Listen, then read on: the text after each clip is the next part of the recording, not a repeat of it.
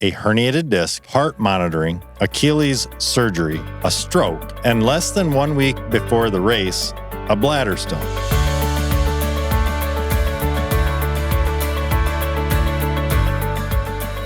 Welcome back to the I Don't Know Running podcast, where we share our experiences to make running fun and sometimes not so fun.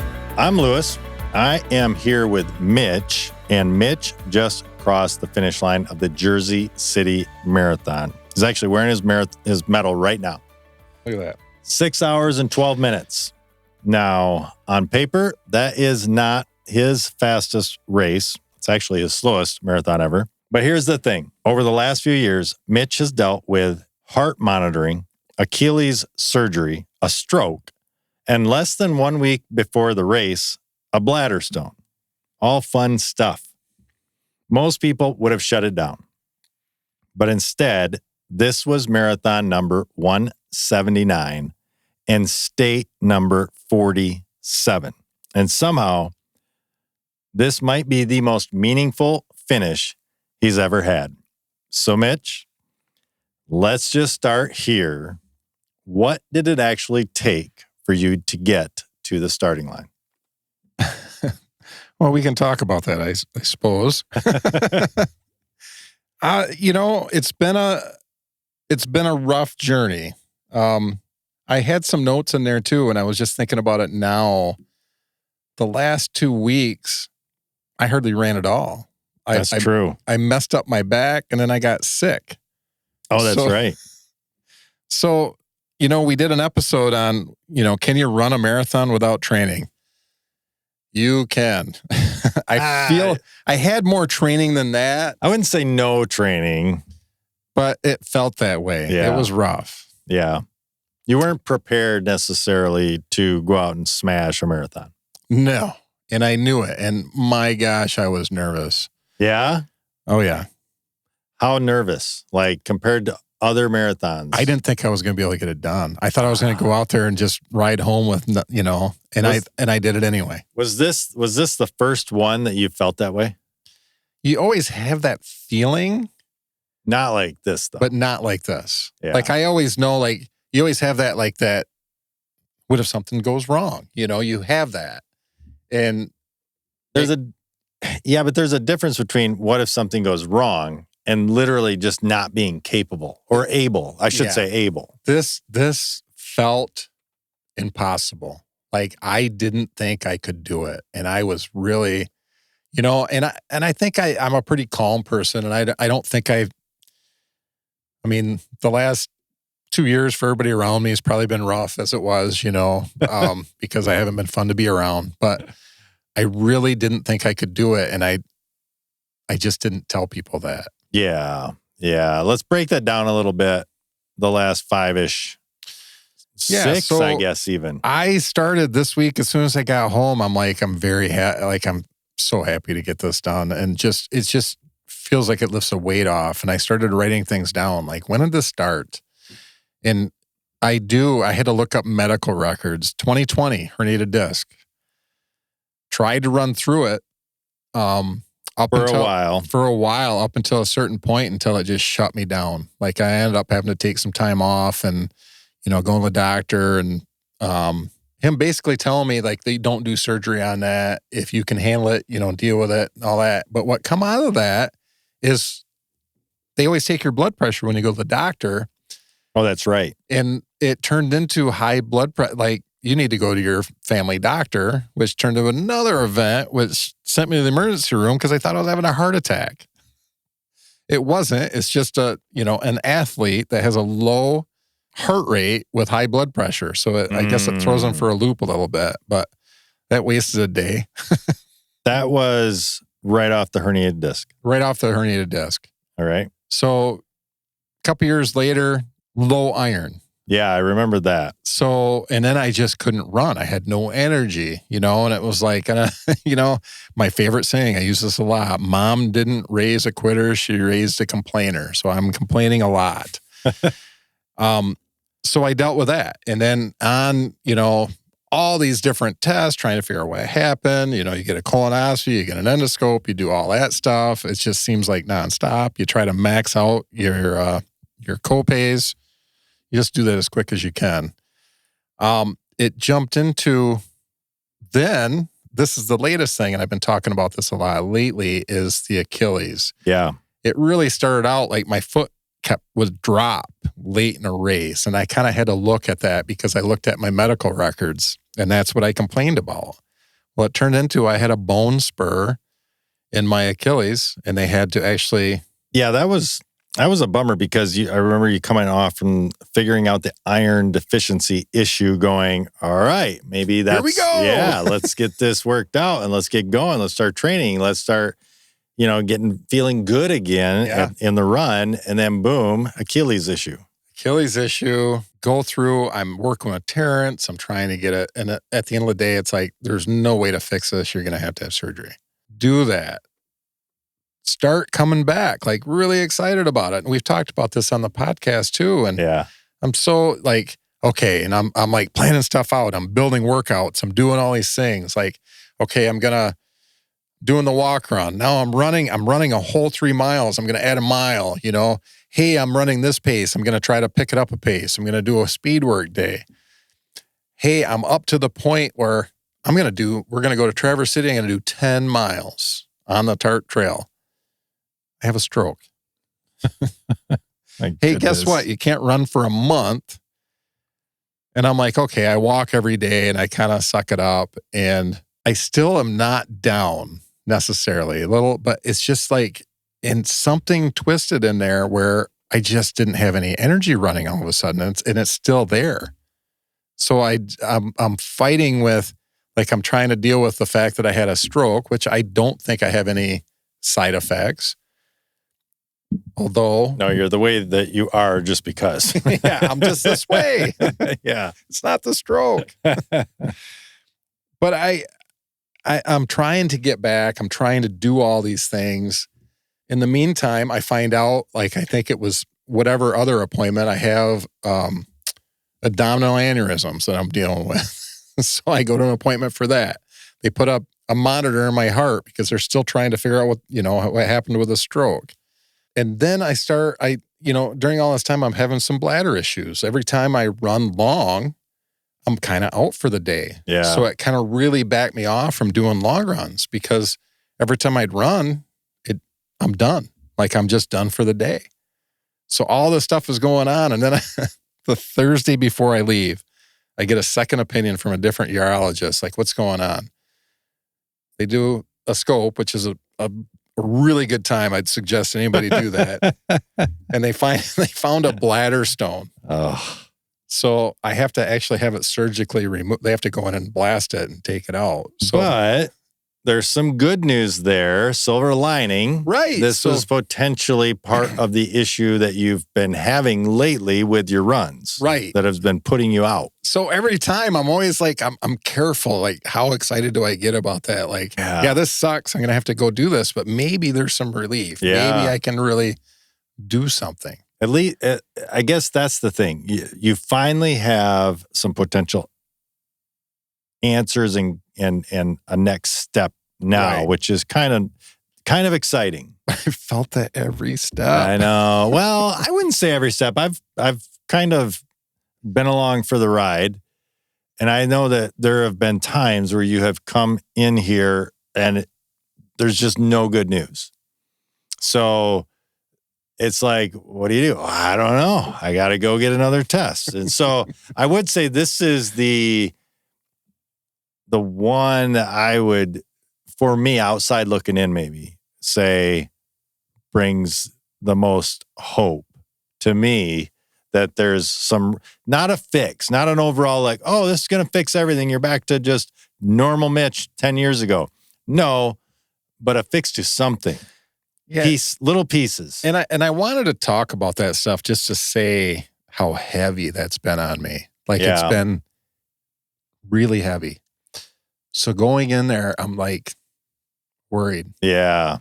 So, and that's the great part is, friends. And, Rudy went with me and we stayed with Richie, which I didn't know up until now. Great guy. Will be another friend. Yeah. It's great. So just to have that community around you and if people around you just really lifts you up. Yeah. So, and with that comes a lot of stupidity, So that's what's, we laugh, we rag on each other, we do that, and it's just very healing. Yeah. So we get there, our flight gets delayed. We're supposed to leave. It's supposed to depart at 6 a.m. Yeah, let's get to the race. Yeah, that is all precursor leading up to this race. Right. So leading up just to get there. And then and this race is in New Jersey. We kind of mentioned that. So it's not like, drive to next town. This is like flights and all of that. Yep. The beauty was a direct flight right out of Grand Rapids into Newark. Nice. So, and then Richie's picking us up in Newark. I think we didn't leave Grand Rapids till like 1 p.m. out of all that. Not a big deal. The race was Sunday. I prepared for that in case there's any delays. That you always try to go a day early if you can so that you have a backup plan. Yep. You took off Friday. So we took off Friday and race was Sunday. So he picked up, it was great. We stayed at his place. He picked us up from the airport. I didn't have to get a car. I didn't have to worry about logistics. He knows the area. And what do? Is we stop at Raza Pizza on the way in Jersey City. Yeah. And we have some pizza. Well, that's not enough. Add some more. What are we going to do for dinner tonight? Well, let's get more pizza. This sounds like I wish I would have made this trip because there's some pizza going on. Oh, yeah. And this is like award-winning pizza. We go to Rosie's and then it's great. Like that's what we had. And we had leftovers from that too. So we got enough that we could have more on Saturday.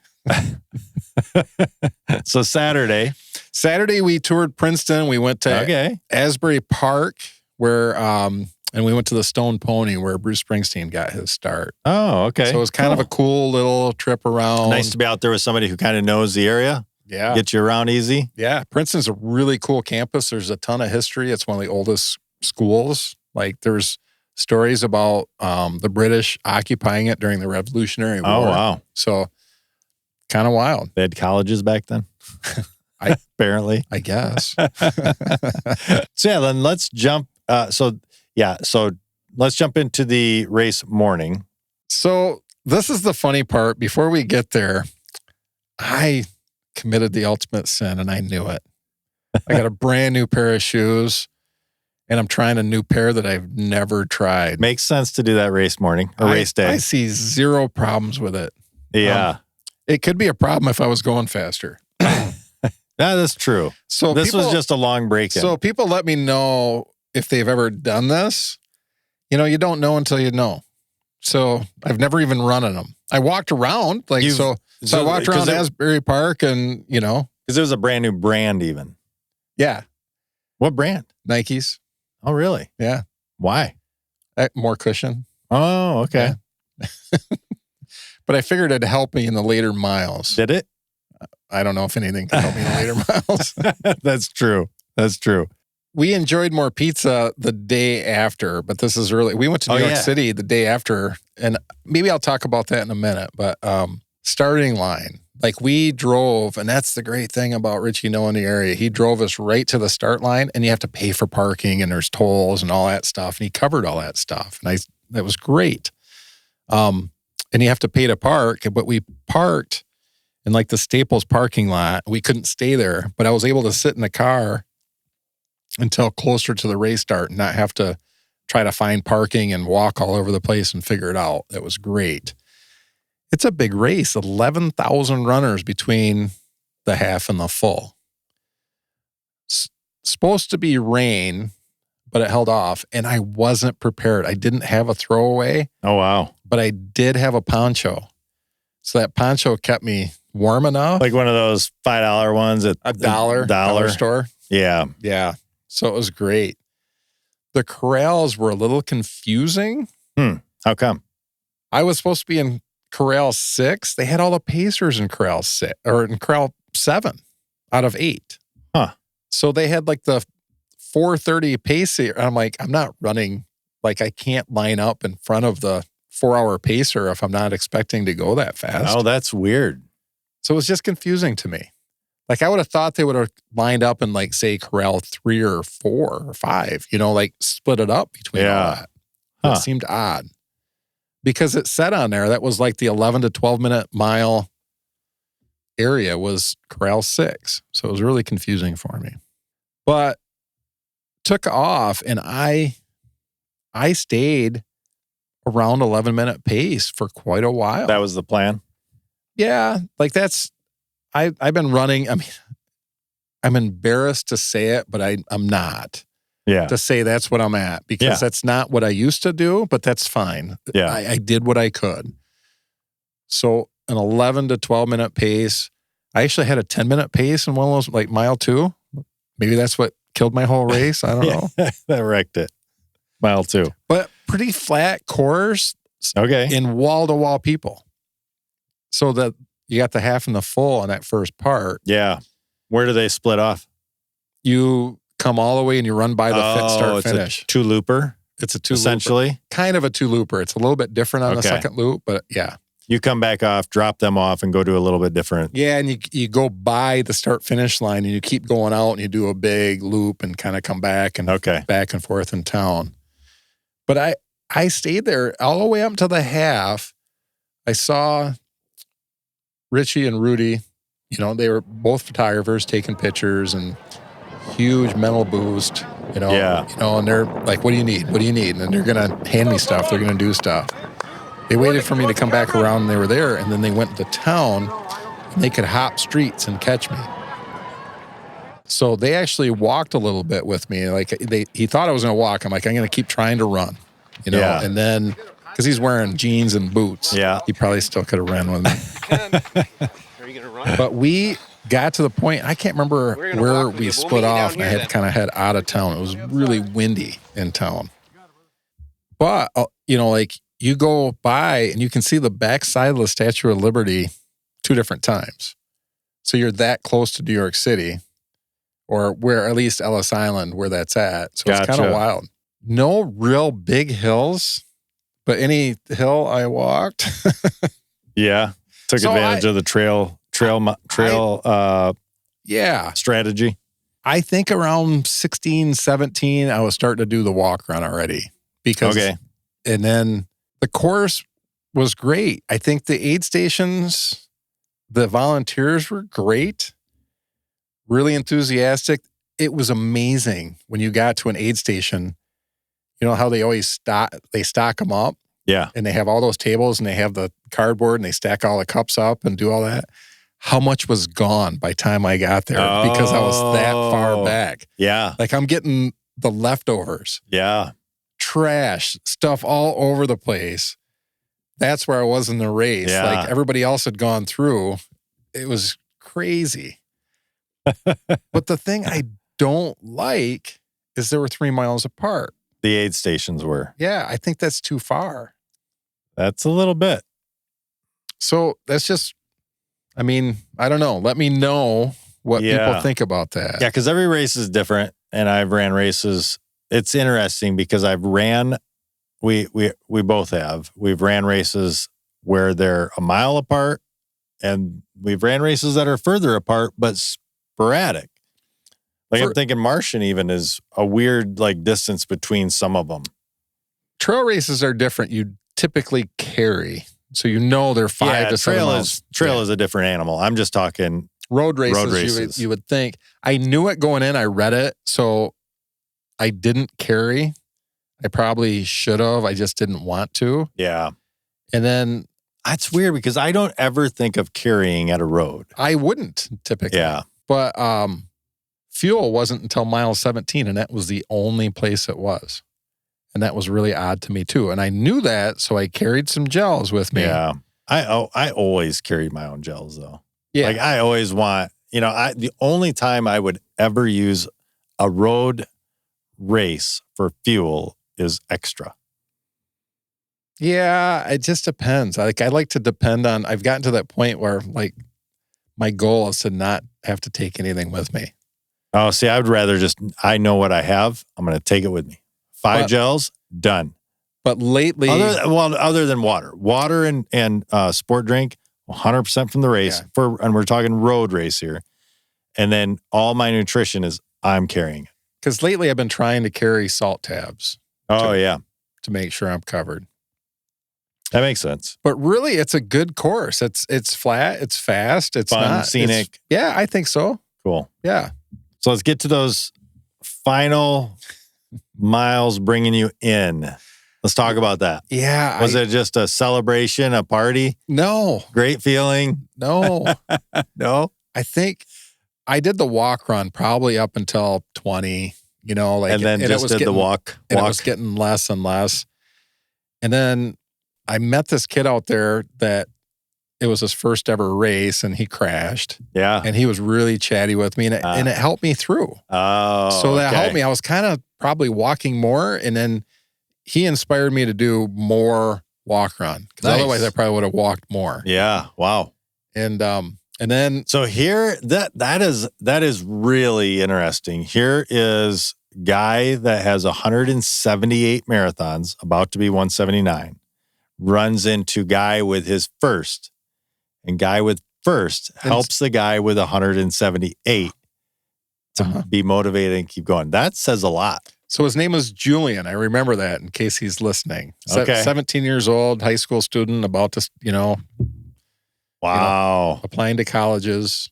That's awesome. So it was really cool. So we chatted, and he was such a nice kid. That's so cool. That is awesome. I love that story. And then the 6-hour pacers caught us, and they were doing the 1 minute, and they were way ahead of time, I think, because I wasn't that far behind them at the end of it. But they were doing 1 minute run, 30-second walk.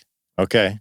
So I stuck with him for a little while, and I said to him, I'm like, man, I'm deteriorating fast. Like, it's getting bad. Did you get nervous at that point?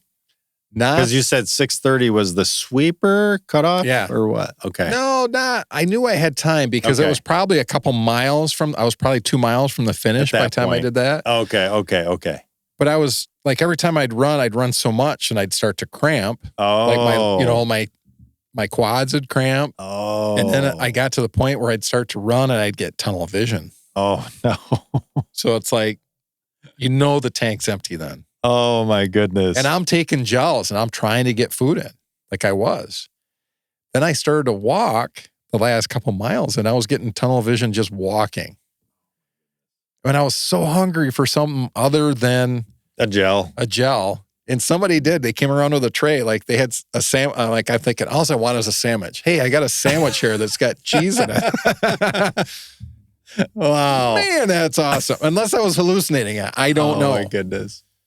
But it was wild. And then I'm like coming in the last part of it, and the wind is so hard blowing in my face. It actually pushed me backwards a couple times. Oh, my goodness. So just to add insult to injury.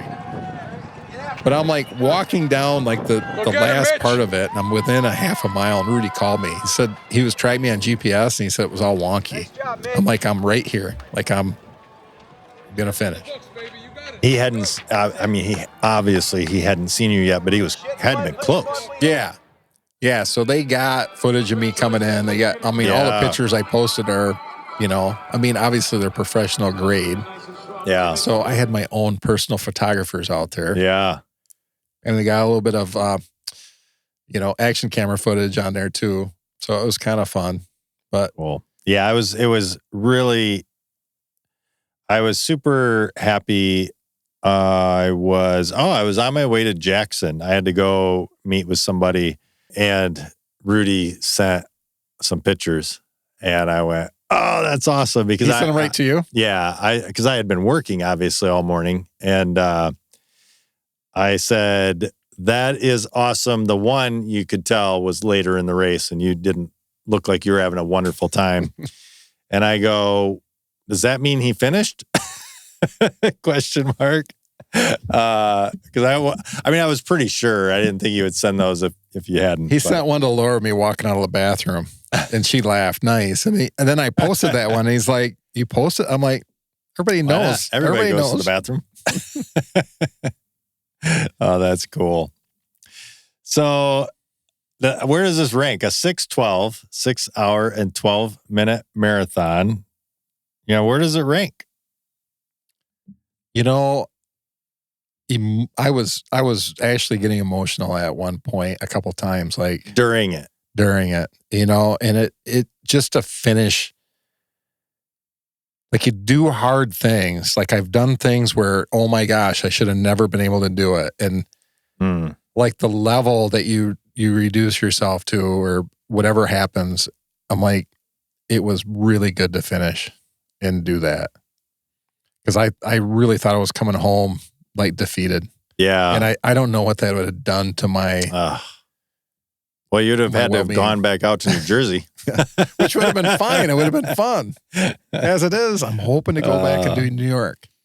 Well, it's really cool that Rudy went. It's cool that you got to meet Richie. Super thankful for Rudy doing that and just, man, supporting you along the way. I think that's worth some kudos. Well, let's talk about what's next, I guess. You know where you're at. I think this is a pretty major celebration. When even you could go back some podcasts and go, I don't know if I'm ever going to do another one. Like that was we might not have said that on a podcast, but I know we had that discussion pre or post recording. And then boom, here you are. You just knocked off another state 47. Yeah, 47 because I'm counting DC. So I'll have to have 51 by the time I'm done because DC will be the icing on top. So Alaska is next. When is that? It's like June 20, I believe, because we're going out on the 17th. And you got some friends going out there on that one. Mm-hmm. How do you feel now? I'm still nervous because I got to get, I really, if I can get this stone taken care of, I can get some relief, some real miles in. Yeah. But like based on where you're at, the post race, you can do it. And there's nothing like if you don't have another setback, let's say you get the bladder stone taken care of, boom. Let's say that even takes you a step forward. I'm not saying you go so confident you're like, yeah, this is in the bag, but I got to believe that that's going to give you a little more confidence. If I can do long runs and not be out for the day, that would be the huge confidence boost. I think, but what's amazing is I think you take for granted the long runs. I think you've lost. I got so bad long that runs used to do that to people, though. No, I know, but I got to where I was only running a couple days a week because it might take me out for a couple days.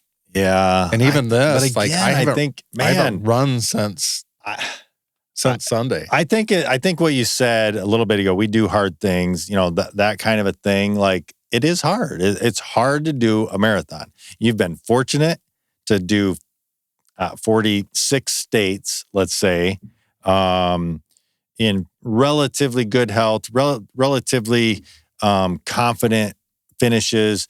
I don't want to say this is your first hard one because they're all hard, but this is the one where you had to overcome everything from training to the race itself, like really overcome a lot of things to get this finish under your belt. I think that says, or hopefully that instills a bit of confidence and motivation going into Alaska. As long as Alaska's not like this huge hill thing. I know I can do it. It's just so I know how slow I was going. Yeah. You can't walk a marathon in the time. So you have to run some of it. So I think you're there. I think you're there. You got you got a training marathon under your belt. So you're well on your way. So I think that's true. Good. You're close. You're 47. You got 48 Alaska, 49, 50, 51.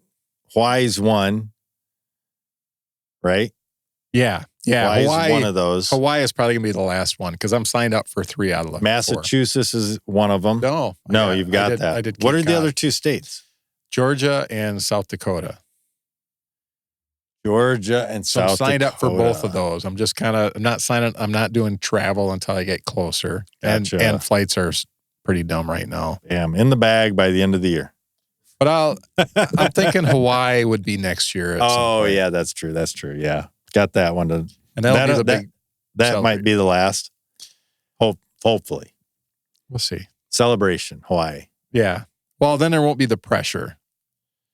I did want to add, like we did get more pizza. Like I said, we walked all over New York City on Monday. It was good until it wasn't. Like that was like a active recovery. Yeah. Walking down those subway steps and up. Oh my gosh. There's nothing better than stairs after a marathon. It turned into hell. Yeah. It was so bad.